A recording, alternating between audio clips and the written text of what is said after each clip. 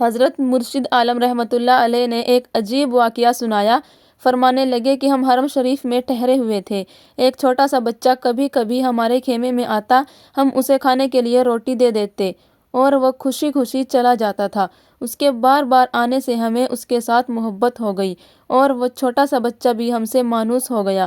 جب ہمارا قیام پورا ہو گیا اور ہمیں آگے سفر پر جانا تھا تو میری بیوی نے بچے کو بلایا اور کہا، اگر تم ہمارے ساتھ چلو تو ہمیں تم لے چلتے ہیں۔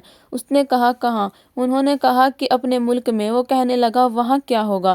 انہوں نے کہا، وہاں گرمی بھی کم ہے، وقت پر کھانا بھی مل جاتا ہے اور پانی بھی مل جاتا ہے۔ تمہیں وہاں پر ہر طرح کی سہولت ملے گی، کوئی تنگی نہیں ہوگی، اچھا لباس ملے گا، غرض ہر طرح کی نعمت ملے گی۔ انہوں نے اس کو بڑی سہولتیں گنوائی۔ وہ بچہ بڑے غور سے سب باتوں کو سنتا رہا۔